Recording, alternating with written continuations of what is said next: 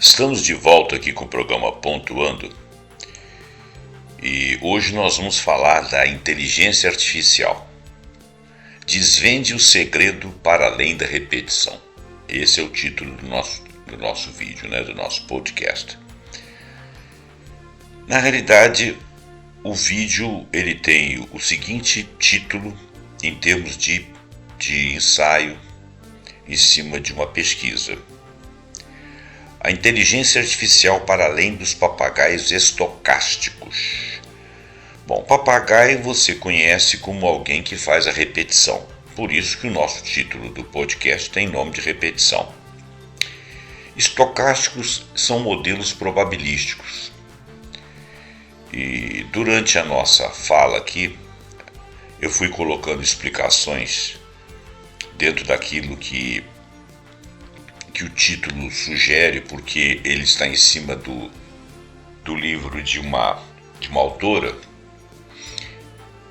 e tudo isso vai ser explicado durante o ensaio. Esse ensaio ele é longo, mas ele é muito esclarecedor. É para quem gosta de inteligência artificial, quer saber o que está acontecendo, porque é um assunto novo. Não tão novo, porque ele já está aí por volta de 10 anos, ou um pouquinho mais até. Claro que inteligência artificial já são algumas coisas ligadas à computação, à web, e à transferência de dados, e a forma como vem funcionando a internet há muitos anos, mas especificamente as generativas, os chatbots, é uma coisa de que mais ou menos vem sendo desenvolvida de 10 anos para cá. E de 3, 4 anos para cá, começamos a falar do GPT, do chatbot, depois veio Gemini, vieram do DeepSeek e várias outras IAs, Manus e tal. As novidades que estão vindo por aí, e tem inteligência artificial agora, uma penca de inteligência artificial ligada à Microsoft, ligada às Big Techs de uma maneira geral, daqui do Ocidente, lá do Oriente e tal. Então, existe uma crítica, existe um trabalho, existe um estudo, existem vários estudos. Essa Emily, que é a autora que eu vou me referir aqui, em cima do qual foi feita essa pesquisa, com as terminologias e com as citações que ela própria faz, a interface que ela faz com publicações de outros autores, que fala da consciência, que fala do aprendizado, que fala do entendimento. É interessante para que você saiba o nível que se discute e se estuda e que se pretende aperfeiçoar a inteligência artificial. Por que isso? Porque nós fazemos trabalhos em cima da inteligência artificial, nós fazemos leituras, nós fazemos perguntas, nós fazemos textos, O quanto desses textos são realmente fatores que você pode levar em consideração, ou são fatos realmente inteligentes ou inteligíveis, ou que estão no nível em que nós possamos confiar e absorver como realidades. E a matéria tem que ser aperfeiçoada. Ela é uma das críticas. Existem contrapontos também às falas dela, que também são críticas. Críticas à IA, críticas às falas dela, críticas que vão além das críticas dela. E tudo isso a gente tentou condensar aqui, por isso que esse ensaio ficou grande. Eu não pretendo que esse aqui seja a última palavra, isso aqui é um estudo de meio de caminho. Temos que avançar, os provedores, os engenheiros, as pessoas que vão fazer as configurações dessas IAs, é quem vão ser criticados pelos seus pares, por pessoas que são neurocientistas, que são ligados à computação, que arguem a questão da consciência, a questão do significado das palavras, a maneira como são montadas as palavras probabilisticamente, se isso dá sentido, se isso dá realidade, se isso é factual. Isso é que está sendo discutido aqui em última palavra, e isso é o que é a discussão que vai se continuar até que vá se aperfeiçoando para que a gente possa confiar na IA. E uma crítica interessante que ela faz aqui é a questão da antropomorfização, ou seja, tomar aquilo como ser uma coisa humana. E última palavra, a gente sabe que não é. São engenheiros que produzem isso, né? Na engenharia lá da web, né? Na engenharia da computação. Não da web, sim da computação. Então, é interessante a gente ter a noção dessas críticas que servem para chamar a atenção da gente. Claro que os desenvolvedores, né, engenheiros desenvolvedores, eles vão absorver essas críticas, modificar e tal. A gente tem que entender também que a IA está na mão de alguns grupos muito poderosos e eles vão fazer aquilo que eles querem. Portanto, é preciso que nós que somos usuários finais e que participamos do processo, não apenas como receptores, mas as pessoas não fazem essas coisas para não ganhar para não ter o seu lucro. E nós somos consumidores disso aí. Claro que isso adianta a nossa vida, mas até que ponto, o quanto que disso está certo, o quanto que nós podemos confiar nisso, porque tem muita gente confiando muitas coisas à inteligência artificial. Então vamos ver essa reportagem. Antes de mais nada, eu peço que você deixe seu like, eu peço que você deixe seu comentário, que você compartilhe esse vídeo, esse podcast vídeo, e que você assine o nosso canal para poder haver engajamento. Então vamos lá. O cenário atual da inteligência artificial, a IA, né, e a voz crítica de Emily Bender. Bom, a inteligência artificial, particularmente a Large Language Models, que são as LLMs, tem dominado o cenário tecnológico e o discurso público impulsionado por avanços notáveis na capacidade de gerar textos, imagens e até códigos. Esse período é marcado por um intenso otimismo e projeções exageradas. Esse exagero aqui ela vai chamar de hype. O termo hype ele é uma abreviação de hyperbolic. Olha, uma coisa é hiperbólica em termos de fala e figura de fala, quando ela é exagerada. Então a ideia de hype, né, é exatamente o sentido de estar exagerado. Vou dar um exemplo aqui. Quando você fala que o nível da conversa está estratosférico, você está jogando a coisa para muito alto. Isso é uma hipérbole, ok? Então, hyperbolic, hipérbole, ou hype, abreviação de hyperbolic, hyperbolic, que significa o exagero, né? Então, essas projeções exageradas, ou hypes, com narrativas que frequentemente superestimam as capacidades atuais dos sistemas de inteligência artificial, projetando-os como entidades quase conscientes, essa é uma discussão central, ou dotadas de compreensão genuína, essa é outra discussão em conjunto com a consciência central. No entanto, em meio a essa euforia, vozes críticas emergem, desafiando as premissas e os riscos associados a essa rápida evolução.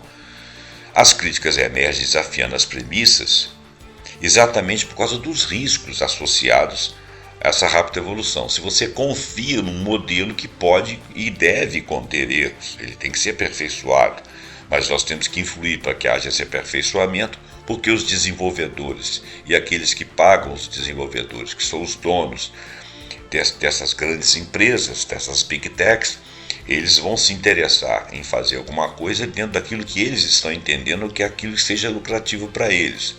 E é assim no mundo, né? Uma das figuras mais proeminentes e influentes nessa crítica é Emily Bender, uma distinguida, uma destacável linguista computacional, professora da Universidade de Washington, com mais de 2 décadas de experiência em linguística computacional. Olha bem, ela não é só de linguística, é de linguística computacional. Bender é coautora do seminal artigo de 2021 On the Dangers of a Stochastic Parrot, Can Language Models Be Too Big? Que eu já vou traduzir de uma vez, mal traduzindo, sobre os perigos dos papagaios estocásticos. Os modelos de linguagem podem ser muito grandes. Aliás, é uma pergunta. Os modelos de linguagem podem ser muito grandes? Então, esse é um artigo que ela escreveu.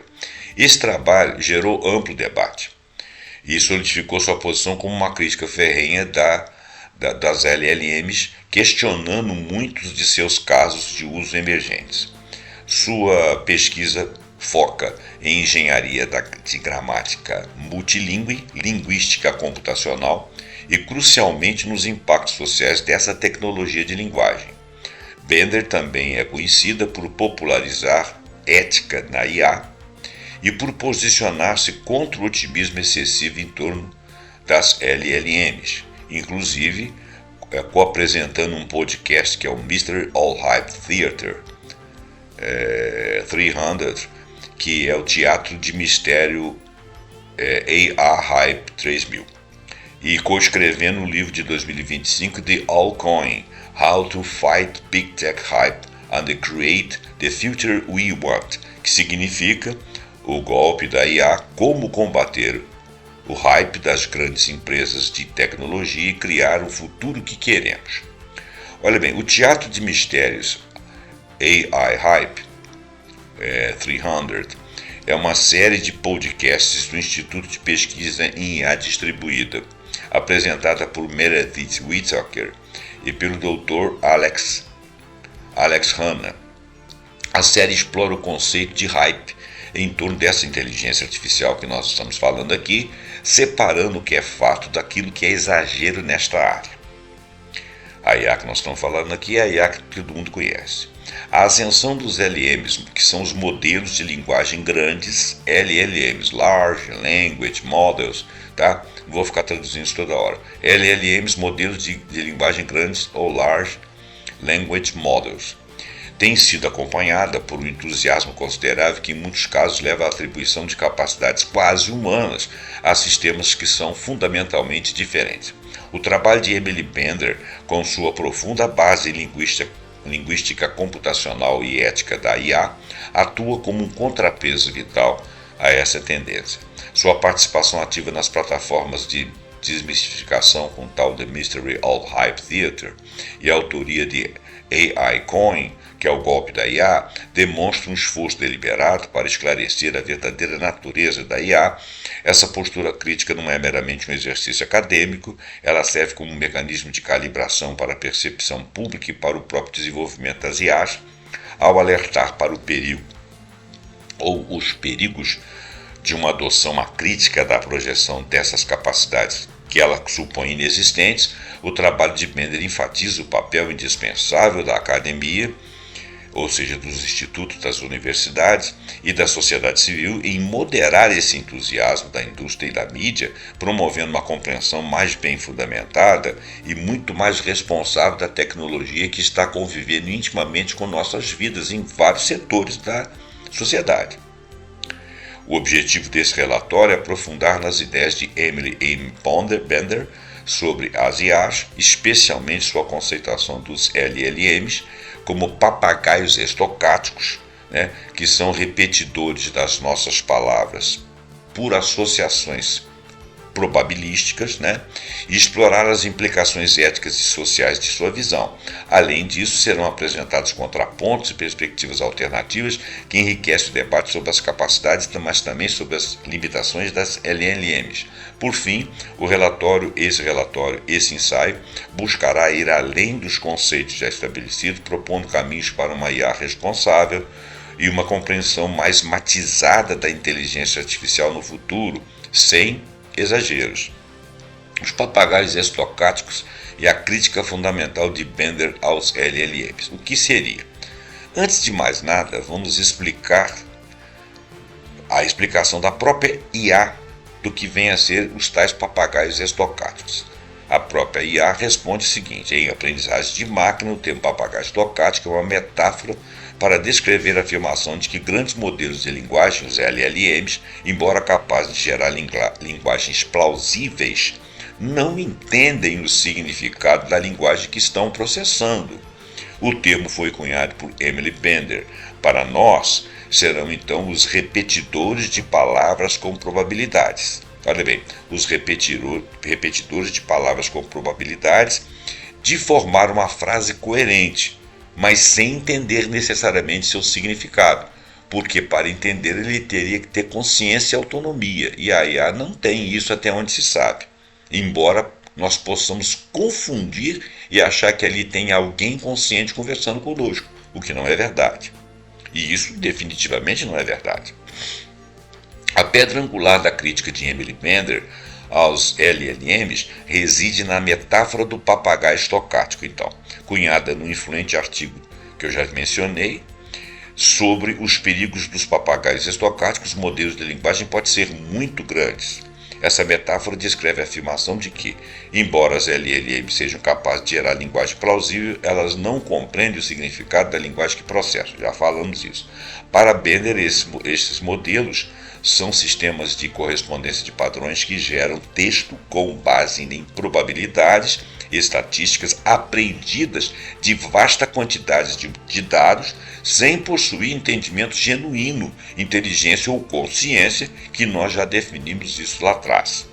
A gente vai voltar a falar isso aí, porque como a gente percorre vários textos, tem algumas repetições aqui, embora amplie-se o conhecimento, mas tem algumas repetições aqui de teses, né? Porque um conversa com o outro, né? Então, qual que é o foco na forma versus significado da linguagem? O foco na forma versus significado, porque uma coisa é forma, outra coisa é estar significante. Um dos argumentos centrais de Bender é que os LLMs operam exclusivamente no nível da forma da linguagem. Ou seja, as relações estatísticas e os padrões de co-ocorrência, que seria a ocorrência simultânea daquilo ali ter uma coerência e aquilo ali ter o significado, entre palavras e frases. Mas não necessariamente essas palavras que são coerentes, elas estão trazendo um significado plausível para significar aquilo que está dizendo para você. Porque ele lá, ela lá, a IA não entende. Você que entende. Se você não tiver capacidade, e a maioria de nós às vezes não tem, porque os assuntos são muito difíceis, de entender que aquilo ali não é plausível, você vai tomar aquilo como certo. Bom, eles não estabelecem uma conexão com um significado subjacente ou com uma compreensão do mundo real. A IA não consegue fazer isso. Essa co-ocorrência, essas palavras e frases, elas não estabelecem uma conexão necessária com o significado subjacente ou com uma compreensão do mundo real. Em um artigo de 2020, ela já defendia que os modelos de aprendizado de máquina para processamento de linguagem natural, que é o PLN, treinados apenas na forma, sem essa conexão com o significado, são incapazes de compreender a linguagem de forma significativa. Isso implica que a fluidez e a coerência impressionantes que nós percebemos nas LLMs são, na verdade, uma ilusão de compreensão, porque aquilo ali é uma simulação, baseados puramente em estatísticas superficiais. A capacidade de gerar frases gramaticalmente corretas e semanticamente coerentes não se traduz em um verdadeiro entendimento intrínseco de que essas frases representam ou têm representação no mundo humano, onde existe de fato uma consciência e de fato um entendimento. O fenômeno das alucinações que acontece, as falhas em casas gramaticais complexas, como acontece, a tendência dos LLMs de apresentar informações falsas como fatos, um fenômeno comumente conhecido como alucinações ou confabulações, até a palavra que eles escolhem para poder dizer o que a IA está dizendo, é como se ela estivesse ficando doidona de repente. Não, ela está alucinando, não, ela está errando, segundo o nosso entendimento de significado, porque ela não tem capacidade de entender o significado. Se ela tivesse capacidade de entender o significado, ela podia estar sofrendo de alucinação. Mas não é uma alucinação, porque não é uma pessoa que está ali alucinando. Aquilo ali é algo que está errado, que pareceu coerente, mas que não tem significado. Então ela fala uma coisa que não é fato, né? Essa confabulação é como se a pessoa estivesse trocando assim, ideias, assim, de repente ela fizesse uma propositura estúpida ou esquisita ou fora do normal, mas ela não é uma pessoa, ela não vai fazer esse tipo de coisa, ela não alucina, ela não confabula. Esse que tem que ser o entendimento, essa antropomorfização que nós fazemos da IA, até dos próprios caras que criaram, quando dizem que ela alucina, como se ela estivesse pensando, de repente falou uma bobagem. Não, ela não pensa, né? Ela não entende, ela não tem consciência. Então, esse fenômeno, comumente conhecido como alucinação ou confabulação, é um pilar fundamental da tese do papagaio estocástico. Bender e seus coautores veem essas alucinações, entre aspas, não como meros erros acidentais, não são, mas como uma característica inerente ao modo de funcionamento das LLMs, que são projetados para gerar texto plausível e não necessariamente factual, não baseado necessariamente em fatos, porque a simbologia daquilo que está dito ali não é fato entendível pela IA. Então ela não tem como discernir. A questão se esse problema pode ser corrigido é levantada por Bender. Será que os desenvolvedores vão conseguir corrigir isso aí? De que forma? Né?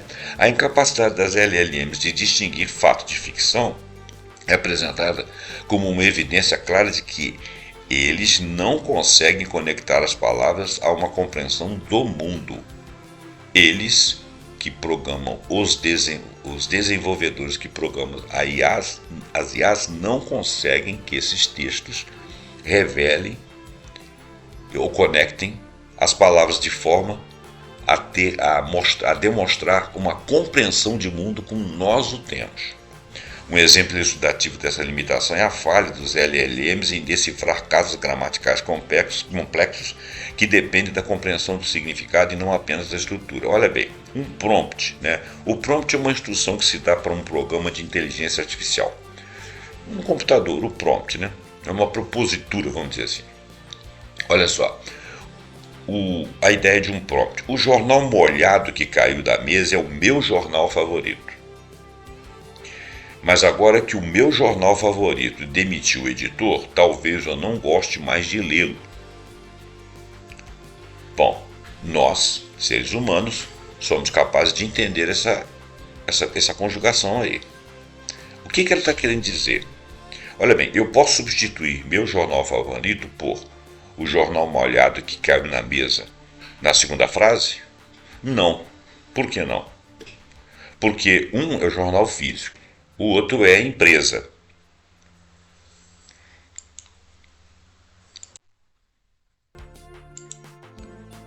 Certo? Mas agora que o meu jornal favorito demitiu o editor, talvez eu não goste mais de ler. Então eu posso substituir o meu jornal favorito por o jornal molhado que caiu da mesa na segunda frase? Alguns LN me respondem afirmativamente, demonstrando que não entendeu o significado de jornal. Ou seja, quando o jornal muda nesses dois contextos. O primeiro é um objeto físico, o segundo é uma instituição, é a empresa criadora do jornal, né, que nós temos a mesma denominação, mas com significados diferentes. Um ser humano entende isso. Essa incapacidade de discernir nuances semânticas baseada no contexto do mundo real, que é o mundo que nós trabalhamos, reforça a ideia de que são meros papagaios estocásticos repetindo padrões sem compreensão. A ocorrência dessas chamadas alucinações serve como uma demonstração de uma ausência de um modelo de mundo interno nesses sistemas. Se a capacidade de diferenciar o real do irreal é um pilar da compreensão humana, os LLMs falham inerentemente nesse aspecto, que é inerente a eles não entenderem o mundo humano, e sugere que a sua inteligência, entre aspas, é uma forma de natureza fundamentalmente distinta da humana. Não é exatamente uma inteligência como nós a temos. Inteligência é uma coisa orgânica, com implicações sérias para a confiança e segurança nas suas aplicações. Perigos da antropomorfização e o abuso da empatia humana. Bender adverte veementemente contra a antropomorfização das LLMs, que é a atribuição de qualidades, intenções ou compreensões humanas a esses sistemas. Ela afirma que esses LLMs não entendem no sentido humano. Eles processam padrões e geram textos, mas carecem de um modelo de mundo, senso comum ou capacidade de raciocinar. A linguagem humanizada dos chatbots pode, segundo Bender, abusar da nossa simpatia. Quando os LLMs geram um texto que soa humano, as pessoas tendem a projetar inteligência e consciência naquilo, mesmo que isso não se justifique. Isso pode levar a suposições perigosas sobre as capacidades e também a confiabilidade do sistema. Isso é óbvio. Por essa razão, ela sugere que os chatbots não deveriam falar na primeira pessoa, pois isso contribui para essa ilusão de senciência, ou seja, de estar alguém ali presente. O ser humano é uma coisa complexa, né? Ele não está ali. A analogia do papagaio estocástico serve precisamente para sublinhar que os LLMs apenas repetem padrões observados sem qualquer compreensão interna. O perigo não reside apenas na falha técnica da LLM, mas na falha humana em reconhecer suas limitações devido às projeções das nossas qualidades humanas neles. Quer dizer, nós nos deixamos iludir. É claro que nós nos deixamos iludir porque queremos, mas existem coisas mais interiorizadas aí. Porque mesmo que você não suponha que ali é uma pessoa que não perceba uma senciência, você pode acreditar nas frases e achar que aquele ali partiu de algum lugar muito evoluído e que, portanto, está correto. E não é verdade. A má concepção de que os LLMs são inteligentes ou sencientes pode levar a uma sua implantação inadequada em aplicações críticas, como aconselhamento de saúde mental ou informações médicas ou a compreensão genuína e considerações éticas, que são primordiais. Isso indica que a educação do usuário e a regulamentação sobre as LLMs se apresentam, por exemplo, a proibição do uso da primeira pessoa, né? A IA conversar com você na primeira pessoa, como se ela fosse uma pessoa, né? São tão importantes quanto avanços técnicos para mitigar riscos, pois a interface interage diretamente com a psicologia humana e a tendência inata de atribuir intencionalidade. Por exemplo, quando ela pergunta se está tudo bem, você resolve responder perfeito, está ótimo, gostei, adorei. Ela pega para que bom que eu pude te ajudar. É claro que aquilo ali é programado para te dar aquele tipo de resposta. É uma simulação de uma pessoa sendo educada com alguém que foi educado com ela. Tem casos, inclusive, que o pessoal conta, que o gasto de energia é muito maior quando a pessoa que está interagindo, no caso, você com a IA, quando você é muito educado e fala por favor, ela normalmente ela é instruída, né? Instruída é modo de dizer, ela é trabalhada, né? Ela é desenvolvida para te dar mais coisas em relação ao que ela daria se você fosse simplesmente seco. E quando você interage com ela, quando ela te faz uma pergunta e você responde, ela está aprendendo com você, a tendência é ela elogiar suas respostas, concordar com você, quando você pode estar errado. Então, isso tudo são simulações. E você começa por atribuir intencionalidade. Você não sabe quem que finaliza a conversa, se é você, se é ela, quando ela faz isso. Outro dia ela conversou, a IA me fez depois que eu fiz a pergunta geral, né, total, que eu queria, ela sugeriu que eu fizesse um complemento, eu aceitei, concordei, coloquei mais uma coisa. Depois disso ela veio fazendo outras sugestões, depois ela começou a me fazer perguntas, eu fui respondendo e ela comentando sobre a minha pergunta, até que uma hora ela concordando comigo, ela me deu o contraditório, o que foi interessante, ela me fez pensar, ela deu parâmetros para que eu raciocinasse fora do meu pensamento. Eu falei que realmente ela tinha arejado a minha cabeça, ela veio, deu mais parâmetros, entrou para o outro lado, até que teve uma hora que eu vi que a conversa não ia finalizar, e ela já havia discutido meu ponto de vista, né? Eu estava cético em relação a uma coisa, ela colocou outros parâmetros que poderiam dizer que aquilo ali não era toda a realidade, que existia uma outra realidade. Eu fui obrigado a concordar porque ela deu bastante exemplos, e aí eu falei que ia dormir, que eu não podia continuar conversando. Ela falou que legal, que bacana, então vai, descansa, pai e tal.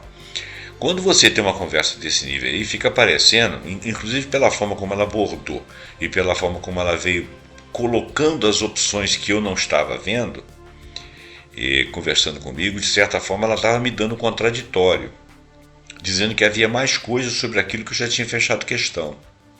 Achei interessante isso. Isso é um processo de desenvolvimento, isso não é uma intenção de alguém que está ali, não tem ninguém ali, eu sei disso, todos nós sabemos. Não existe a intencionalidade por parte da máquina, aquilo ali é uma programação, aquilo é uma forma dela estar, que ela foi desenvolvida, mas desavisadamente você fica com a sensação de que ela está te assistindo, que ela está sendo extremamente simpática, que ela está perdendo o tempo dela com você, que ela está sendo atenciosa, quando na realidade aquilo ali é um desenvolvimento de máquina, de programa, tá bom? Bom, implicações éticas e sociais das LLMs na visão de Bender. Além da crítica fundamental à falta de compreensão, a Emily Bender e seus colaboradores articulam uma série de preocupações éticas e sociais profundas decorrentes do desenvolvimento e implantação dessas Large Language Models, que são as LLMs. Essas preocupações transcendem as capacidades técnicas dos modelos e abordam o impacto sistêmico na sociedade. Vamos falar do viés de discriminação inerente aos dados de treinamento. Uma das críticas mais consistentes de Bender é que os LLMs são treinados em vastos conjuntos de dados que refletem por vezes amplificam vieses sociais existentes. O que quer dizer isso? Existe uma tônica da nossa sociedade, está aqui, mundial, seja lá de onde for, que é um viés de pensamento, um viés de ideologia, que alguns grupos têm, outros não, ou que muitos têm e que não é necessariamente uma coisa correta. Isso pode levar a resultados discriminatórios em áreas sensíveis como contratação, pedidos de empréstimos e até sistemas de justiça.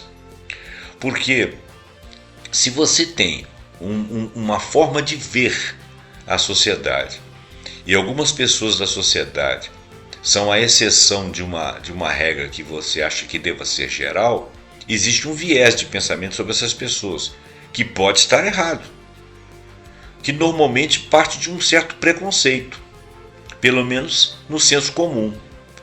E se ela traduz isso aí pelo aprendizado, se ela traduz esse viés, ela confirma esse viés. E isso aumenta o estigma. É isso que ela está falando.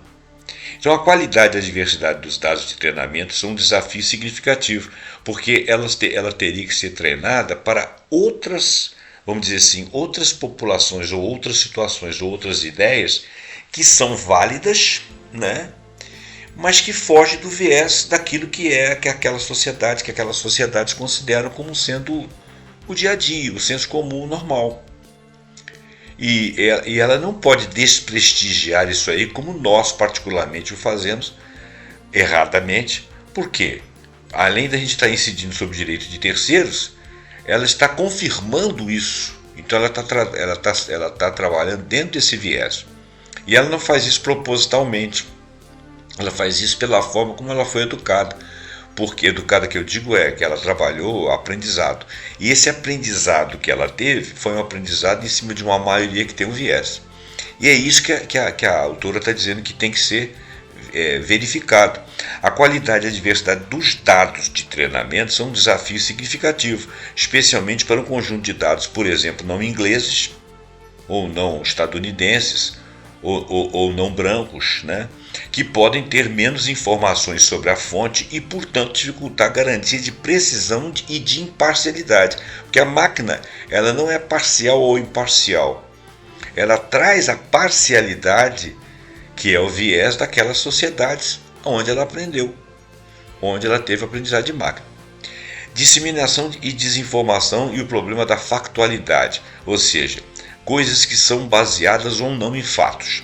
A capacidade dos LLM de gerar informações falsas ou enganosas, as chamadas alucinações, que eu já falei que eu não gosto do termo, representa um risco significativo para a disseminação de desinformação. Bender enfatiza que esses modelos são projetados para gerar textos plausíveis, não necessariamente factuais, baseados em fatos verídicos. São plausíveis porque são coerentes, porque estão dizendo algo que parece uma realidade. Mas eles podem, esse texto dizendo uma frase coerente, não necessariamente uma frase embasada na realidade, levantando a questão de se esses sistemas deveriam ser confiáveis como fontes de informação, o que muitas vezes não é. Muitas vezes a pessoa não sabe como faz a pergunta, ou se mostra implicitamente tendenciosa na pergunta, dentro de um senso comum, dentro de um viés, e a máquina te responde de acordo com aquilo, que confirma o seu viés, que traz um fato que não é verdadeiro, só porque ele está ali disseminado na internet, e de repente ele é uma fake news. Né? Fake news que não seja uma coisa bombástica, mas que seja. Né? Por exemplo, quer ver uma coisa? Vamos dizer que apareça na internet lá o milagre de um santo. O milagre de um santo, a pessoa comum da vida que aconteceu um milagre. É uma fake news. Mas isso está sendo falado na internet de cabo a rabo, fazem vídeos sobre aquilo, partindo do pressuposto que a pessoa que faz o vídeo sobre aquilo parte do pressuposto que aquilo é realidade. O que a máquina está fazendo? Ela está aprendendo com aquilo ali. Se aquilo ali aparece como realidade, ela pode te dar aquilo como exemplo num texto, numa conversa com você. Se ela te der aquilo como exemplo num texto e você não for safo o suficiente para sacar que aquilo ali é inverossímil, ou se não tiver muito jeito de você fazer a verificação da inverossimilhança, o que pode acontecer? Você está acreditando numa coisa que não é verdadeira, que está sendo passada como fato, e você vai reproduzir aquilo. Muito complicado isso. Quando eu faço um texto desse assim, quando uma parte desse texto veio de inteligência artificial, porque eu consultei ou porque terceiros consultaram e que eu visitei esses terceiros, eu posso estar passando com a autoridade daquela pessoa, eu posso estar passando uma informação que depois outros, com a minha pretensa autoridade, digamos que alguém acha que eu tenho autoridade para falar, embora eu não seja desse ramo, né, mas vamos dizer que alguém acha que eu tenho autoridade, toma aquilo como autoridade de quem fala, que no caso seria eu, e passa aquilo para frente. E assim vamos autorizando um fato inverídico, que pode ser inócuo, pode não fazer mal a ninguém, né? Mas pode fazer mal, porque pode trazer um viés. Bom, a dificuldade em distinguir fatos de ficção intrínseca à sua arquitetura, ou seja, a forma como ela foi desenvolvida, esses fatos tornam-os ferramentas potentes para a criação e proliferação de narrativas falsas, ainda que inócuas. O pior é quando não forem inócuas. Custos ambientais e a pegada de carbono das LLMs. O treinamento de modelos de linguagem de grande escala exige recursos computacionais imensos, resultando num consumo de energia significativo e uma substanciada pegada de carbono. Veja bem, o próprio funcionamento do modelo de linguagem, ele consome muita energia. Essa pegada de carbono da AI é o seguinte: olha, treinar modelos de inteligência artificial, especialmente aqueles com bilhões de parâmetros, nós saltamos de 167 bilhões para 167 trilhões de parâmetros em 3 anos, e executar esses modelos em larga escala requer uma quantidade significativa de energia elétrica. Agora, muitas vezes essa energia ela vem proveniente de fontes não renováveis, como por exemplo combustíveis fósseis. Você tem lá uma central elétrica baseada em petróleo, então ela está gerando efeito estufa, então ela tem uma pegada de carbono, certo? E além disso, a infraestrutura de computação necessária para a IA, a própria infraestrutura, né, como os data centers, as redes de comunicação, consome muita energia e emite gases estufa quando elas estão sendo fabricadas, e quando elas estão sendo operadas, e depois quando elas estão passando por manutenções. Então não é só o funcionamento delas, né? Quando elas estão sendo fabricadas e operacionalizadas para serem o que são, e depois tem que ser mantido, tudo isso consome energia, mais o processo de funcionamento quando você está consultando e quando ela está fazendo o aprendizado. Então é muita energia. Bom, então essa pegada de carbono. Bender aponta que esse impacto ambiental é uma séria preocupação ética. Nós já falamos isso num outro vídeo. O artigo, o tal de Stochastic Parrots, né, os papagaios estocásticos, levanta o custo ambiental como uma das principais linhas de preocupação. Exploração de mão de obra e erosão de pensamento crítico. O desenvolvimento e a manutenção das LLMs frequentemente depende de anotadores humanos e rotuladores de dados que são subpagos e sobrecarregados. Por quê? Porque esses data centers, esses treinamentos de IA, são feitos em vários lugares do mundo, principalmente em lugares que têm mão de obra baixa. Por exemplo, você está num país onde tem alguns refugiados, esses refugiados não têm lugar, não têm carta para se projetar lá dentro, eles trabalham pelo prato de comida, porque o lugar onde é que eles estavam estava ruim, eles podiam morrer, eles cruzaram fronteiras. Chegando lá, são contratados, são subempregados, pagam são mal pagos. Mesmo que sejam naturais do país, que não tenham essa dificuldade de serem pessoas que saíram de um país para o outro, mas que vivam mal naquele país, que vivem na periferia, desempregados, tá? Eles também podem ser subcontratados e ficarem sobrecarregados. Além disso, Bender argumenta que a dependência excessiva dos LLMs pode diminuir as habilidades de pensamento crítico humanas.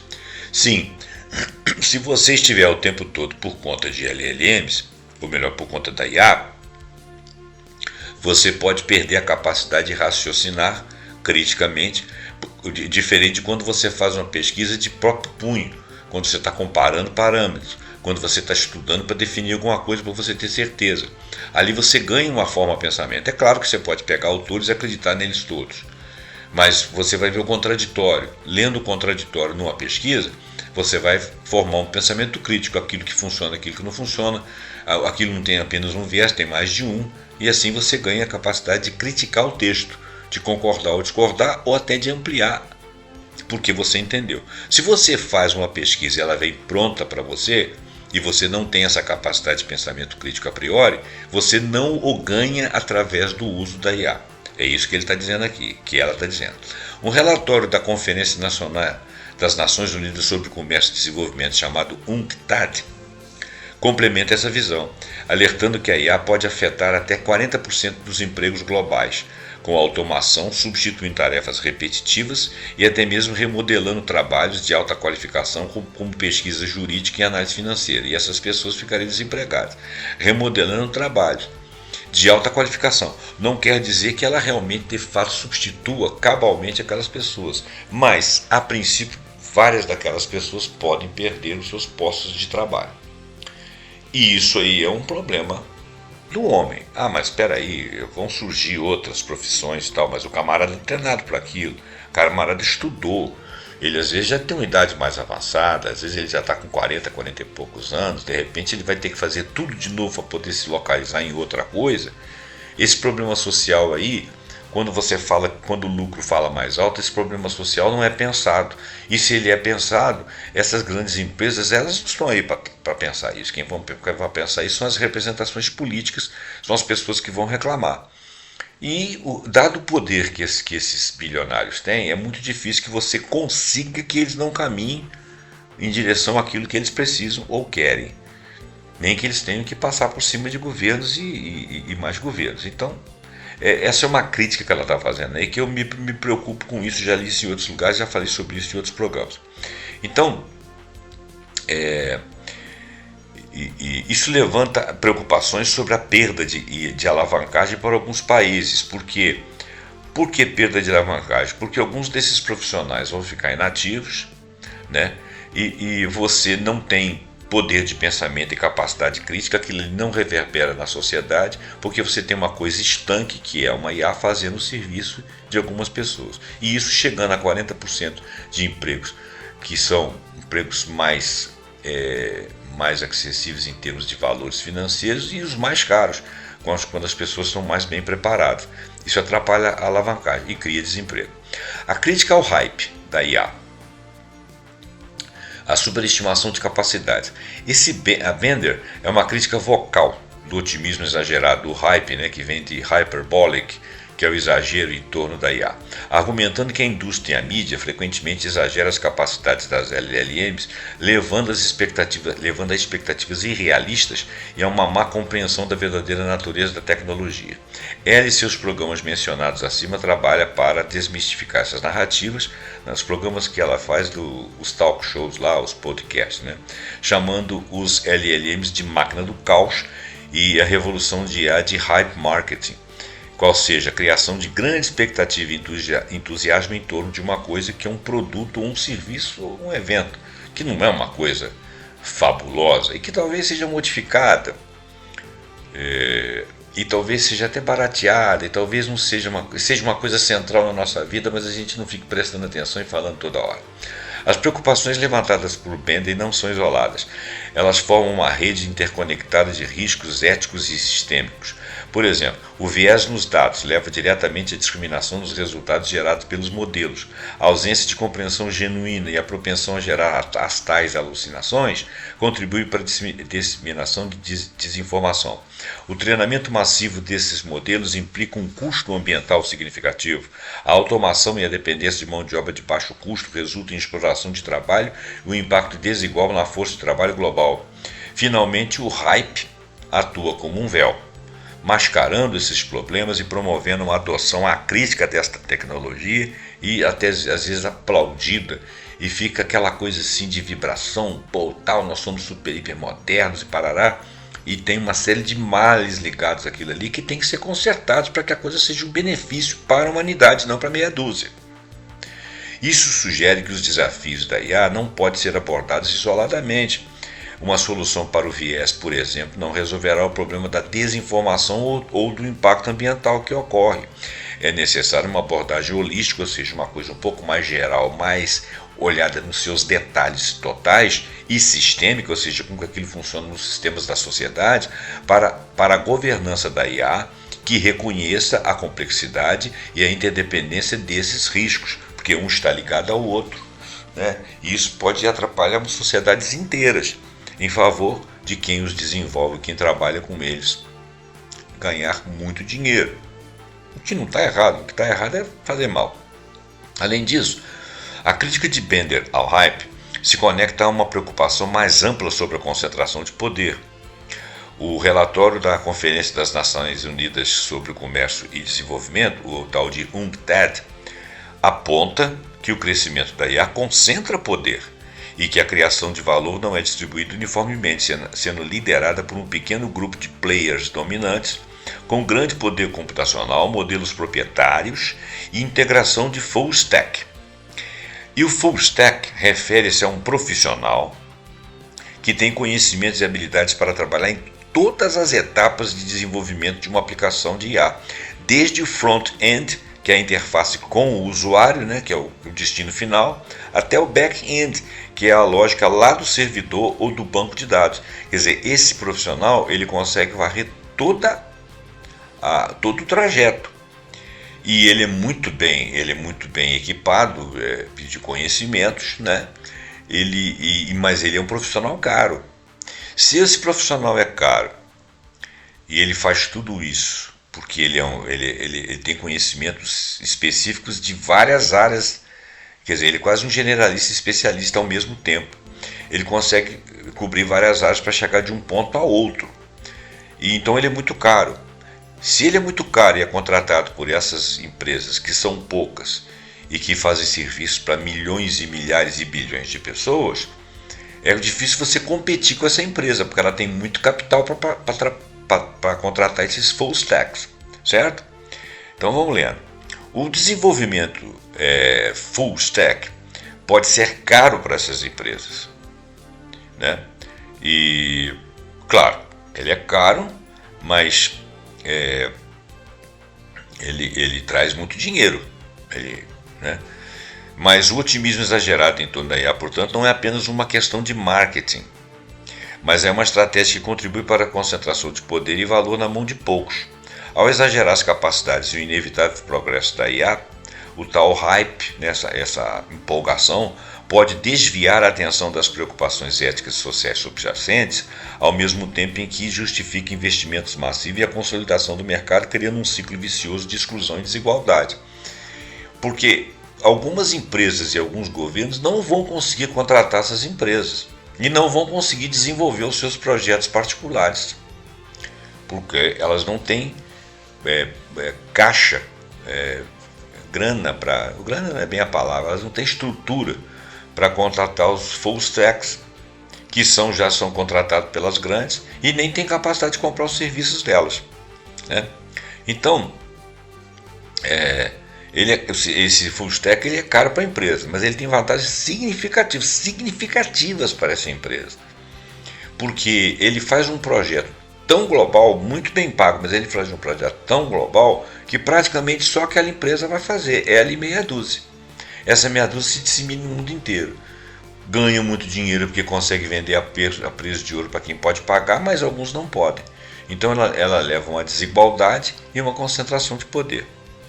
Bom, contrapontos e perspectivas alternativas sobre as capacidades dessas LLMs. A visão de Emily M. Pender, embora profundamente argumentada e influente, não é unânime. Tem gente que não acha que ela está certa.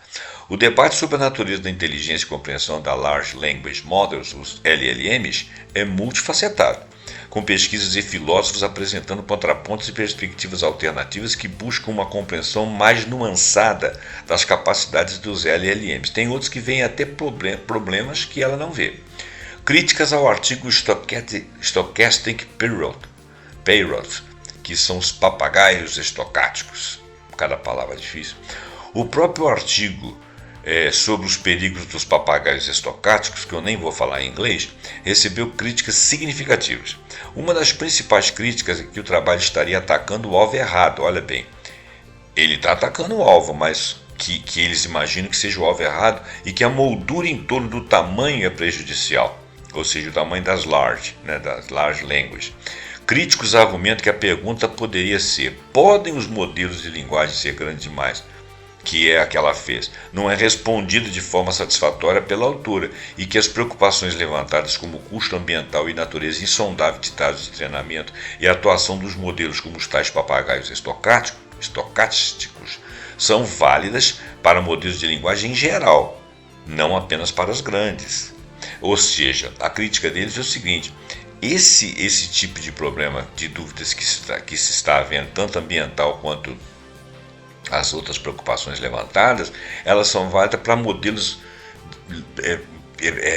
modestos, assim como para os large. Então é uma gama de, mesmo quando você está mexendo numa IA facilzinha, uma coisa que você não tem uma interface de pergunta e resposta, mas que ela está trabalhando ali no seu negócio, em texto, seja lá o que for, dentro de e-mails, alguma coisa assim, ela já está atuando com os mesmos problemas que a Bender viu nos large. Assim, focar no tamanho poderia desviar a atenção das arquiteturas, que são, na realidade, grandes e eficientes, ou levar à falsa conclusão que os modelos menores são intrinsecamente menos perigosos, quando eles não são. Eles podem trazer os mesmos defeitos de fabricação, vamos chamar assim. Outra crítica aponta para que o artigo assuma uma visão política unilateral sobre como os modelos de linguagem deveriam ser, sem considerar a alternativa de que eles deveriam refletir a linguagem como ela é usada nos dados de treinamento, incluindo termos problemáticos. A alternativa de que eles deveriam refletir a linguagem como ela é usada nos dados de treinamento. Eu não sei se eu entendi. Outra crítica aponta que o artigo assume uma visão política unilateral sobre como os modelos de linguagem deveriam ser, sem considerar a alternativa de que eles deveriam refletir a linguagem como ela é usada nos dados de treinamento, incluindo termos problemáticos. Parece que eles quiseram dizer aqui que ela deveria deixar explícito isso, talvez pela reclamação dos usuários e pela explicação dos desenvolvedores. Habilidades emergentes e aprendizagem de contexto, que é chamado de ICL na sigla em inglês. Uma das narrativas que desafia a visão de papagaio estocástico e a das habilidades emergentes Uma das narrativas que desafia a visão do tal papagaio estocástico é a das habilidades emergentes. Vamos ver o que é isso. Inicialmente, elas foram definidas como capacidades que surgem apenas em LLMs maiores, mas não em modelos menores. Exemplos incluem desempenho excepcional em tarefas que exigem raciocínio complexo para as quais os modelos não foram explicitamente treinados. No entanto, estudos recentes questionam se essas habilidades são excluídas de modelos grandes, sugerindo que os modelos menores com dados de alta qualidade podem superá-los. Além disso, há dúvidas sobre se a emergência é uma mudança fundamental nos modelos ou um artefato de métrica de avaliação não lineares. Pesquisas mais recentes atribuem essas habilidades emergentes, principalmente ao aprendizado de contexto, que é chamado de In-Context Learning, é o tal chamado ICL, e isso significa que a performance impressionante em novas tarefas é o resultado da capacidade do LLM de aprender a partir de poucos exemplos fornecidos no próprio contexto da entrada, combinando com a memória e proficiência linguística e não de uma capacidade de raciocínio inerente recém-desenvolvida. Ele tá dizendo aqui que essa chamada habilidade não é de fato uma habilidade, é que ela conseguiu varrer mais exemplos no aprendizado, mas que isso aí não inclui uma capacidade de raciocínio inerente ao projeto que foi recém-desenvolvido. Ou seja, você fez mais, mas não saiu do lugar. Então não adianta você achar que aquilo ali está desenvolvendo e está melhorando, né? E essa imagem é passada. Será que os desenvolvedores, os fabricantes, né? A palavra certa não é fabricante. As plataformas, os grandes, as big techs, será que elas não sabem disso? Eu acho que sabem. Desempenho em benchmarks de compreensão de linguagem. Contradizendo a ideia de que LLMs não compreendem, alguns argumentam que o desempenho em benchmarks de raciocínio, depois eu vou falar sobre isso, senso comum e compreensão de linguagem, como o superglue, sugere alguma forma de entendimento. Em 2023, algumas LLMs demonstraram bons resultados nesses testes do tal de superglue, levando até 51% dos profissionais de IA a acreditar que eles podem verdadeiramente compreender a linguagem com dados suficientes. Bom, benchmarking, como se fosse marcas de banco, né? Banco de dados no caso, a IA é um processo de comparar o desempenho de sistemas de inteligência artificial. Então, olha bem, os benchmarking, que são como se fosse uma coisa ligada a banco de dados, marcadores de bancos de dados, dessa IA é um processo de comparar o desempenho do sistema de inteligência artificial com algoritmos de machine learning e redes neurais como os de outras empresas do mesmo setor, para poder saber se houve um ganho de conhecimento. O superglue é um conjunto de tarefas de compreensão de linguagem natural,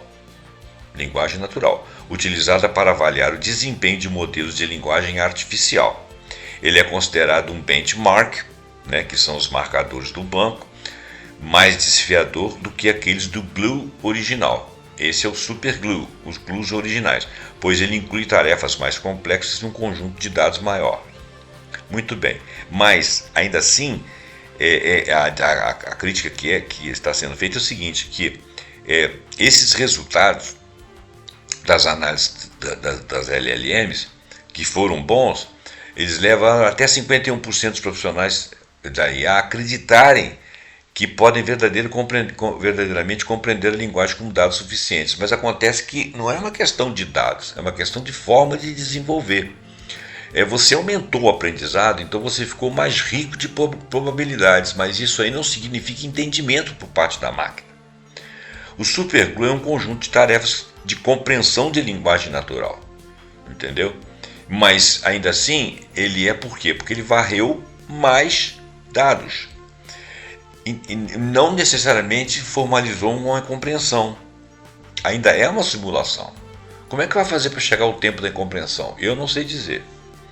Ela está tentando saber. Interpretação mecânica de modelos de mundo internos. Uma linha de pesquisa que busca ir além da superfície é a interpretabilidade mecânica. A ideia é fazer engenharia reversa em um LM para analisar como ele processa internamente as informações. Você vem de trás para frente, né? Em vez de você criar para ele passar a interpretar, você vem perseguindo a interpretação dela e comparando com os originais e retornando para ver o ponto de partida. Exemplos: o tal de Otelo GPT, um pequeno transformador que é treinado para prever movimentos legais de Otelo, que é um projeto de IA. Revelaram que o modelo desenvolveu uma representação interna de tabuleiro. O tabuleiro é uma forma de marcar dados, e a modificação dessa representação alterava os movimentos previstos corretamente, de tabuleiro, como se fosse um jogo. Similarmente, um modelo treinado em programas Carol desenvolveu uma representação interna da semântica dos programas. Semântica é o conteúdo linguístico, né, o conhecimento, só que ligado à linguagem da máquina. Isso sugere que os LLMs podem ter uma espécie de modelo de mundo interno e não estão apenas fazendo estatísticas superficiais. O fenômeno do grokking, onde um modelo memoriza dados de treinamentos e após mais treinamento de repente generaliza para dados não vistos, também é citado como evidência de algo além da mera repetição. Olha bem, se ele generaliza para dados não vistos, ou seja, se ele tem essa subjetividade de fazer essa compreensão e associar coisas, realmente se refletiria em inteligência. Mas, olha só, a representação interna de tabuleiro é uma forma como o estado do jogo é armazenado e manipulado na memória do computador. Existem vários estados.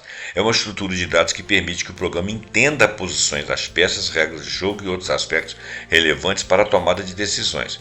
Além dessas representações de tabuleiro, existem diversas outras formas de representação interna, como imagens mentais, modelos mentais, jogos simbólicos, representação pictóricas, mapas gráficos e representações sociais. Bom, e com isso ele acha que ele está tendo um mundo interno, né? Porque esse grokking é o fenômeno do grokking, que é a memorização. Ele memoriza dados de treinamento e após muito treinamento ele já começa a agir na generalização, trazendo dados que ele não viu, mas que ele foi capaz de raciocinar com eles. Será que isso é definitivamente um raciocínio? Bom, então vamos lá ver o que os filósofos pensam. Os argumentos filosóficos sobre consciência e compreensão da IA. O debate sobre a compreensão dos LLMs se entende a filosofia da mente, o problema difícil da consciência, de David Chalmers, que é um filósofo australiano notabilizado por seus estudos em filosofia da mente, é central. Enquanto a IA puder resolver os problemas fáceis, como percepção e aprendizado, a questão da experiência subjetiva, ou seja, o que é ser, permanece um desafio. Nós ainda não sabemos se aquela quantidade de dados ali, se a subjetividade dele fez ele concluir para outros dados que ele ainda não viu, que não foram fruto do seu aprendizado direto. Né? Por outro lado, críticos... acho que eu me perdi aqui. Deixa eu ler de novo. Proponentes da IA forte argumentam que a consciência pode emergir naturalmente em sistemas de IA complexos, pois o cérebro humano é, em essência, um sistema de processamento de informações e a consciência poderia ser uma propriedade emergente desse processamento. Eles vão discutir isso aí. Por outro lado, críticos afirmam que a consciência não pode ser reduzida a um processamento de informações. Eu concordo com isso. Você não está raciocinando só porque você tem coisas a priori, não. Você pode estimar, o ser humano, ele, com a inteligência dele, ele pode estimar coisas que ele definitivamente não viu. Né? Mas é porque ele tem uma memória, não sei, ele tem insights, ele tem intuições, sei lá o que. É diferente da máquina. A máquina teria que ser programada. Nós não sabemos o que faz com que nós tomemos decisões em cima de coisas que a gente não conhece. Ou a priori não conhece, ou não tem memória daquilo. Como é que a gente tem a subjetividade de fazer comparações, e às vezes comparações que são até esdrúxulas, mas que funcionam? Como que nós conseguimos isso?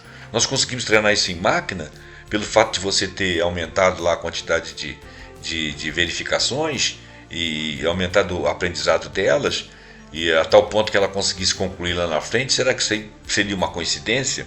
Né? Então, olha bem,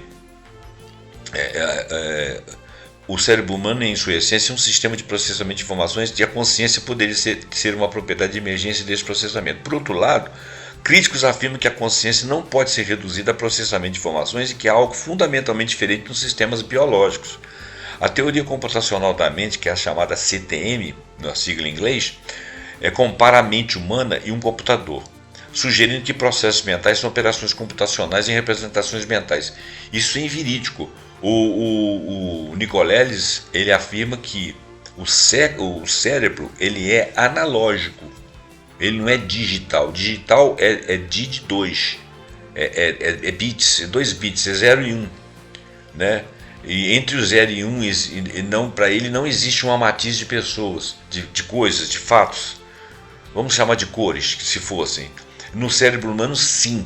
E existem vários circuitos. E todos esses circuitos são matizados. Eles não são 0 e 1, eles são de 0 a infinito, em todas as direções. Você não consegue que a máquina, o cérebro humano, ele não é computadorizável. Ele não é digital. E isso são palavras do Nicoleles, ok?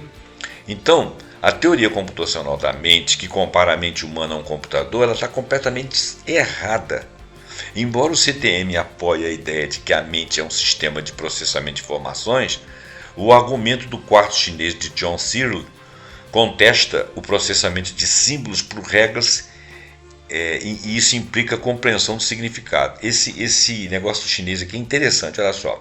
O argumento do quarto chinês é uma experiência de pensamento proposta por John Searle para questionar a inteligência artificial forte, que afirma que os computadores podem ter mentes e estados mentais genuínos como os humanos.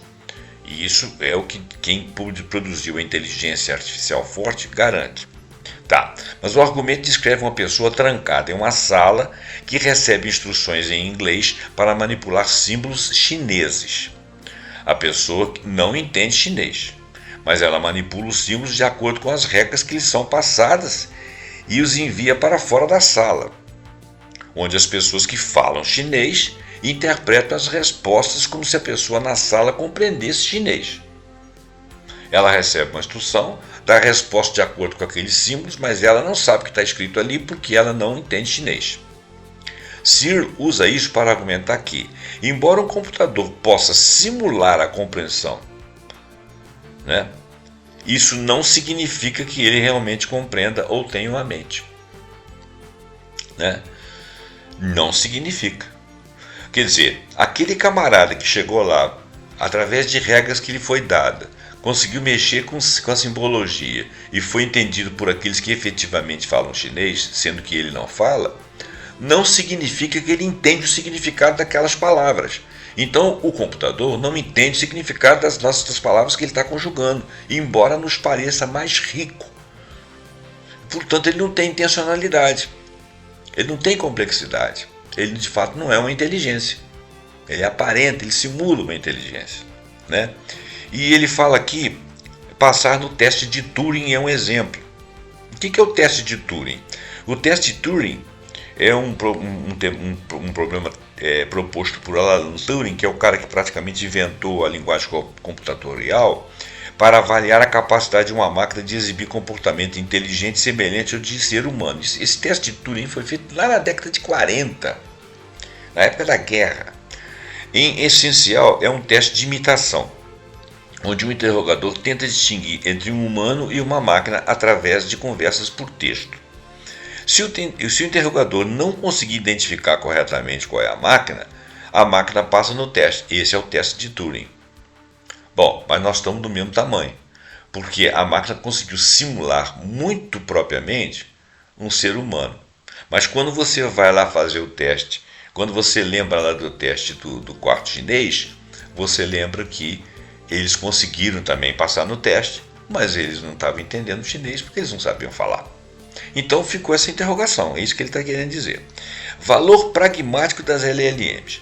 Apesar das críticas de Bender sobre a falta de compreensão, os LLMs demonstram valor pragmático em diversas aplicações. Tudo bem, eles são capazes de processar, sintetizar informações de vastas bases de conhecimento, quase que instantaneamente, é verdade, atuando como sistemas de pesquisas valiosos, não resta dúvida. Só que você tem que saber o que você está pesquisando, você tem que saber perguntar e tem que saber avaliar a resposta. Quer dizer, você tem que ter conhecimento. Você não vai chegar lá cru, fazer uma pergunta, ele vai te dar uma resposta, se você vai aceitar tudo, você vai pegar a coisa errada. Pesquisas recentes também indicam que as LLMs podem ser melhores raciocinadores com falácias lógicas. Falácias lógicas.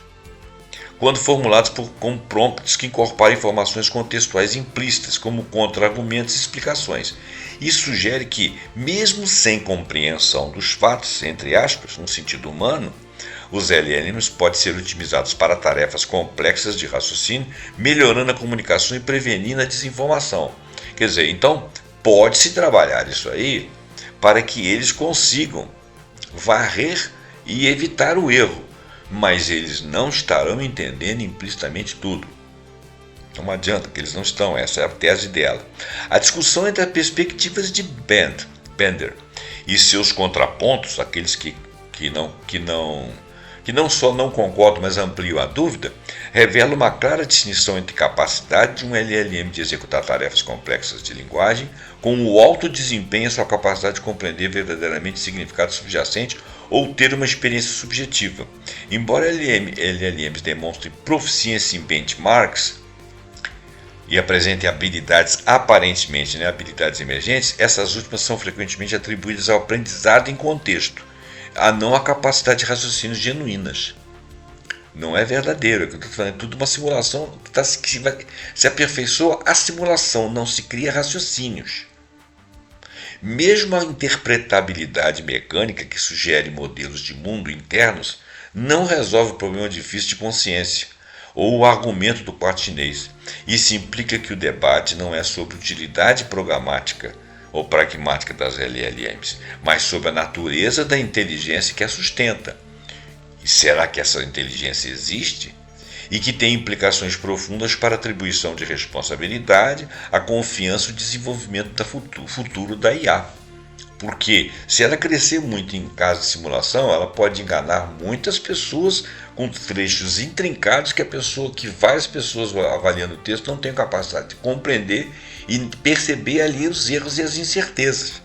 Porque quem está produzindo um texto pode se arruir se não está errando. Mas a IA não tem como fazer isso, porque ela não tem inteligência real. A controvérsia em torno da compreensão das LLMs e as diferentes interpretações dessas habilidades emergentes revela uma lacuna conceitual. O que significa compreender para um ser humano pode ser diferente do que significa compreender para uma máquina. A não ser que você ache que como a máquina compreende é a mesma capacidade que o ser humano tem, você estaria errado.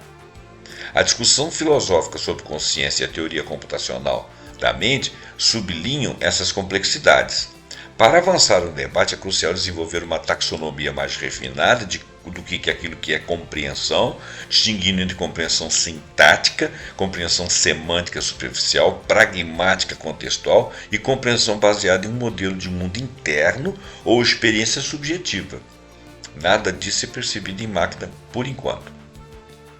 E se for percebido, pode ser simulação.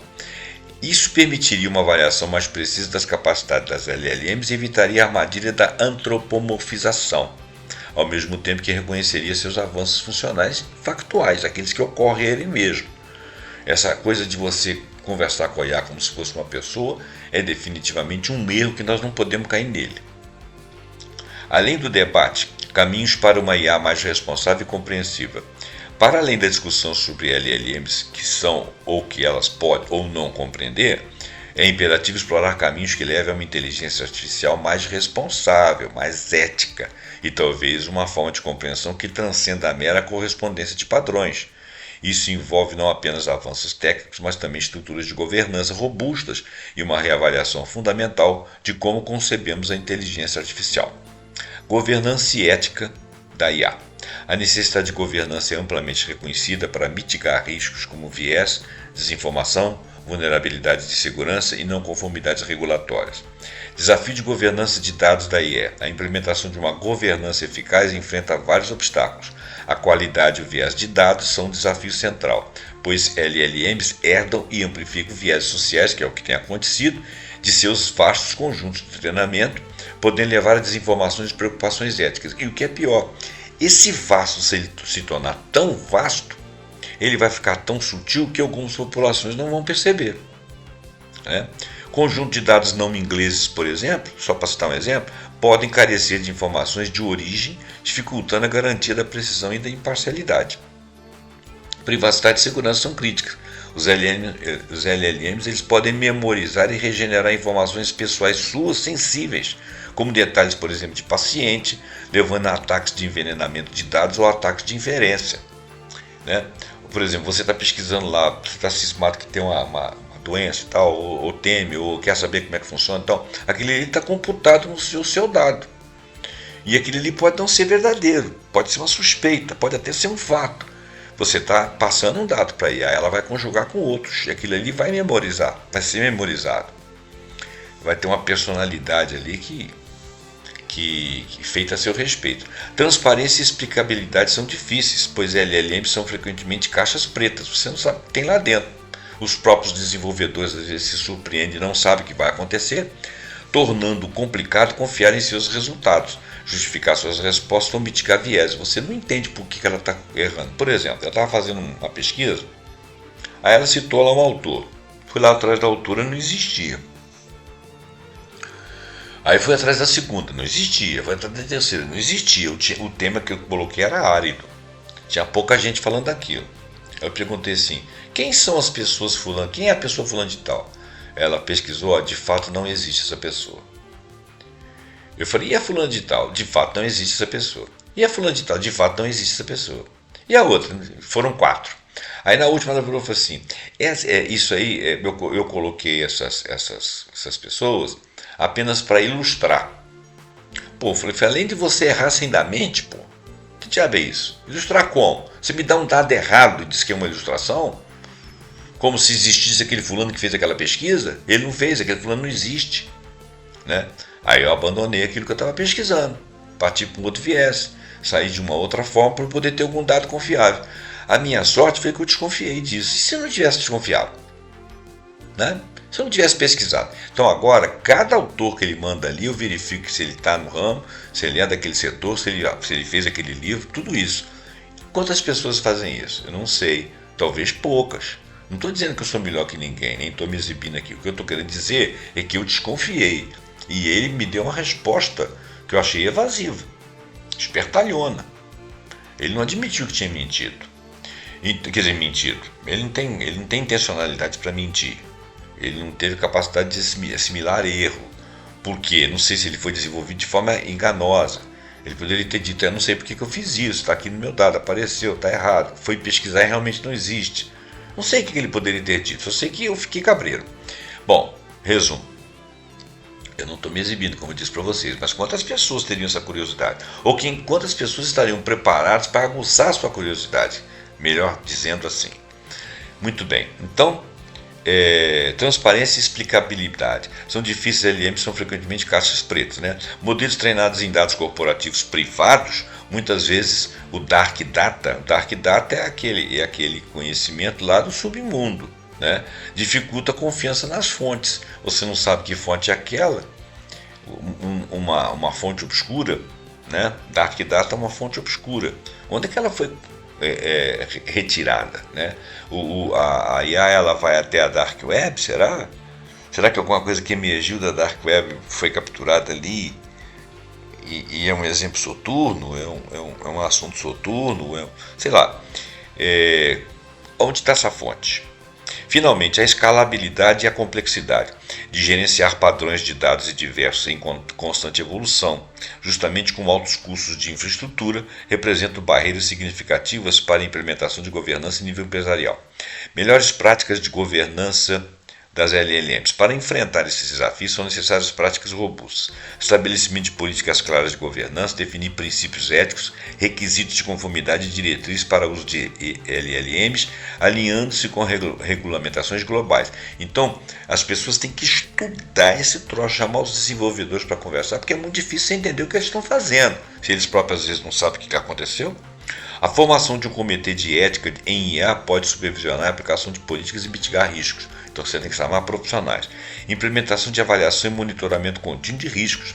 Utilizar auditorias de imparcialidade, filtros de toxicidade e ferramentas de explicabilidade para avaliar o comportamento dos modelos, identificar consequências não intencionais e prevenir o uso indevido de IAs. Garantia de segurança e privacidade de dados, né? Implementar criptografia, anonimização e técnicas de minimização de dados para proteger informações sensíveis. Você está ali pesquisando, fazendo qualquer coisa, por que o cara vai montar um currículo seu ali, verificar sua personalidade? Não tem sentido. A conformidade com leis de proteção de dados, como ele cita aqui, HIPPAICCPA é fundamental. Confesso para vocês que eu não sei de que se trata. Deve ser regras que foram criadas fora daqui, talvez na Europa. Definições de responsabilidade e supervisão humanas, atribuir responsabilidade pelas decisões de IA, quem é o desenvolvedor, quem é a empresa, né? A indivíduos ou equipes que trabalham naquilo, garantindo intervenção humana onde é necessário. Treinamento e avaliações contínuas de modelo, ou seja, refinar continuamente os LLMs com um conjunto de dados diversos e representativos para mitigar vieses, retirar aquilo que é impreciso. Manter a relevância, a integração de feedbacks loops é essencial. Uso transparente de documentação de IA. Essa documentação é uma forma lá como eles fazem os códigos, né? Documentar as capacidades, limitações, processos de tomada de decisão de modelos LLM para que os stakeholders não possam entender como a tecnologia é usada e rotular o conteúdo gerado por IA previne a desinformação.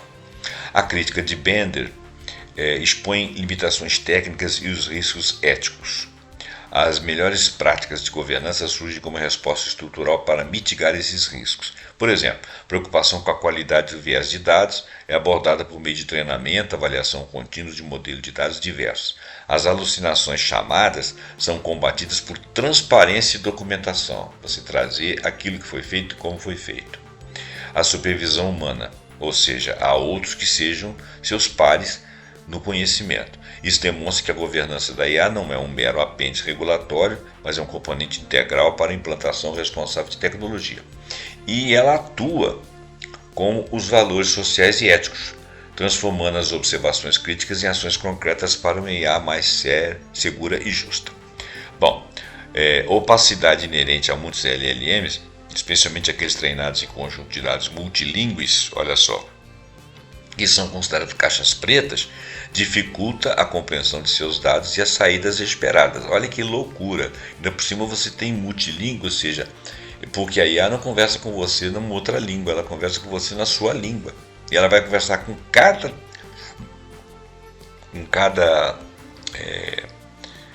usuário na língua dele. Chinês é chinês, vietnamita é vietnamita, norueguês é norueguês, português é português, brasileiro é português do Brasil, e assim sucessivamente, né? A complexidade aumenta com a model drift, né? Ou seja, o deriva do modelo, e a necessidade de conformidade com diversas leis regionais, porque isso também existe, o que cria um desafio para uma metodologia unificada de governança. Essa opacidade e a fragmentação regulatória global torna a governança uma tarefa hercúlea, porque são dados de vários lugares do mundo. Isso aponta para a necessidade de esforços internacionais, coordenados em conluio entre países, para governança global, para padronizar a transparência e ser auditável, né? A auditabilidade dos modelos, e talvez até para repensar suas arquiteturas, se for o caso, para que sejam intrinsecamente mais interpretáveis, para que todo mundo entenda, para que a governança não seja um esforço reativo, mas proativo, ou seja, ele parte para resolver e não fica reclamando. Riscos sistêmicos e dinâmica de poder. As discussões sobre a ILM precisam ir além das capacidades técnicas e éticas imediatas para abordar os riscos sistêmicos e as dinâmicas de poder que estão sendo reconfiguradas. Por exemplo, o conceito de colonialismo digital e a concentração de valor. A IA, em sua trajetória atual, funciona como uma forma de colonialismo digital. Nós já fizemos 2 vídeos sobre isso. Isso implica uma concentração de riqueza e poder sobre uma elite global, predominantemente o norte global. Empresas e países com vasto poder computacional, modelos proprietários e integração full stack, profissionais de tecnologia que possuem habilidades para trabalhar tanto no desenvolvimento front-end quanto no back-end, estão definindo padrões e capturando a maior parte do valor do mercado. E isso tudo está na mão deles. E você está ali submetido àquilo. E quais são os seus direitos, né? E ele está trazendo para você a cultura dele e a forma de fazer.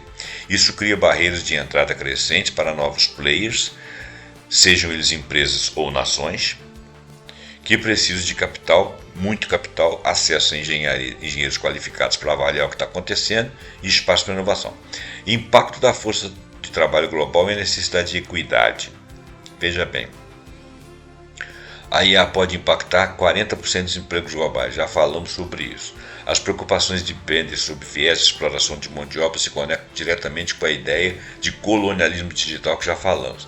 A concentração de poder e a rápida evolução da IA estão acontecendo mais rápido que qualquer outra estrutura regulatória pode acompanhar. Por isso que está na hora de reunir mundo para resolver isso aí. Essa dinâmica implica uma inação regulatória. Nós estamos parados e eles estão evoluindo. Novas abordagens para compreender. Se a crítica de Bender à falta de compreensão dos LLMs é válida, então o caminho para uma IA que realmente seja aquela que entenda a linguagem pode exigir abordagens fundamentalmente diferentes que transcendam o paradigma puramente estatístico. Ou seja, de repente a formulação daqueles pensamentos não pode ser só um modelo estatístico. Tem que ser um outro modelo que eu sinceramente não consigo nem imaginar. O problema do symbol grounding, mal traduzido, que é o símbolo de aterramento, é a relevância da cognição corporificada. O symbol grounding é um problema de símbolos, ou seja, como que as palavras ou representações abstratas adquirem significado para nós, seres humanos, né? Esse symbol grounding ele foi discutido por Stephen Robert Harnard, que é um cientista cognitivo canadense. Ele questiona como os símbolos manipulados por um sistema de IA tradicional adquirem significado para o sistema, porque nós temos um significado para eles, né? E esse grounding é como ancorar os símbolos na capacidade do sistema de identificar e manipular os objetos que os símbolos representam, como nós os entendemos. Isso aponta para uma cognição corporificada, que eles chamam de embodied cognition, que é uma teoria que propõe que nossos pensamentos e linguagem estão enraizados em nossas experiências físicas e interações com o mundo. E nós temos isso, a máquina não tem. Então o significado para nós de uma coisa e para ela são coisas, de repente nós vamos bater numa barreira.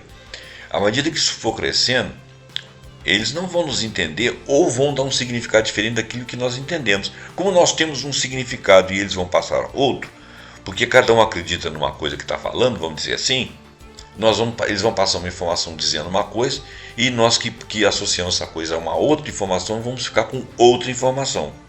Entendeu? Complicado.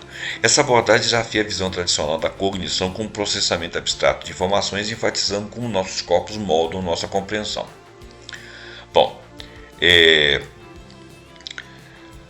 existem modelos híbridos simbólicos e conexionistas como ponte para a compreensão mais robusta. A IA tem evoluído por dois caminhos distintos: a simbólica, baseada em regras e representações explícitas de conhecimento, e a conexionista, que é baseada em redes neurais que aprendem padrões de grandes volumes de dados.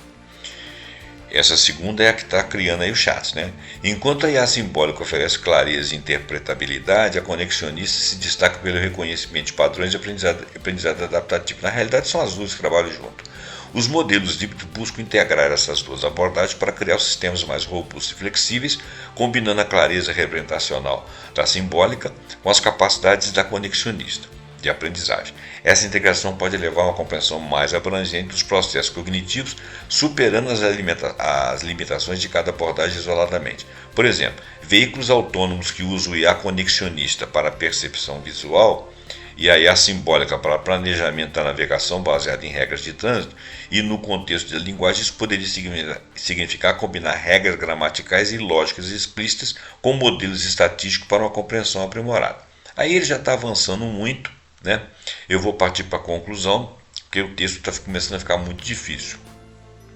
Uma análise aprofundada do que Emily Bender fala sobre inteligência artificial, em particular sua crítica às LLMs como papagaios estocásticos, revela uma perspectiva essencial para o debate contemporâneo. A tese central de Bender de que as LLMs operam na forma de linguagem sem compreender o significado genuíno é sustentada por observações quando aparecem, por exemplo, as alucinações e as falhas em contextos complexos, é complementada por alerta veemente contra a antropomorfização por nossa parte, né? E também aquele otimismo exagerado, o hype em torno da IA. Suas preocupações éticas e sociais abrangem viés, desinformação, custos ambientais, exploração de mão de obra, sublinham a necessidade de avaliação crítica sistêmica da tecnologia. No entanto, o debate é enriquecido por contrapontos significativos, críticas ao próprio artigo Stochastic Parrots, questiona o foco no tamanho e os vieses explícitos, tudo isso nós já discutimos, né? Então, ele vem aqui dando conselhos nessa pesquisa aqui, tem uma parte aqui que o autor dá alguns conselhos sobre governança robusta e ética, consciência de riscos sistêmicos e dinâmica de poder, exploração de novas abordagens para a compreensão de linguagem. Quer dizer, temos que abrir a caixa preta daquilo que é lá, considerando que nós temos várias línguas no mundo inteiro, fazer uma governança global sobre a governança deles, saber como que isso funciona, colocá-los em contato com seus pares e eles abrirem e conversarem como que eles desenvolvem aquilo e passarem a entender, porque quando eles se perdem, que dirá nós, como não estaremos perdidos. Em síntese, o futuro da inteligência artificial exige uma abordagem crítica, ética e multidisciplinar. E com isso eu finalizo esse vídeo imenso que ficou até aqui. Muito obrigado pela sua atenção. Desculpa se eu falei muito, desculpa se eu dei muitos exemplos, mas é porque muita coisa aqui tinha que ser explicada. Uma boa parte do texto eu não falei, porque estava ficando demasiado. Nós estamos aí com 1h20, 1h30 de vídeo. Me desculpa, mas muito obrigado. Passe esse vídeo para frente, assiste, tenha paciência, deixe seu like, compartilha e até o próximo programa pontuando com algum assunto que nós achamos tenso e muito interessante. Até lá!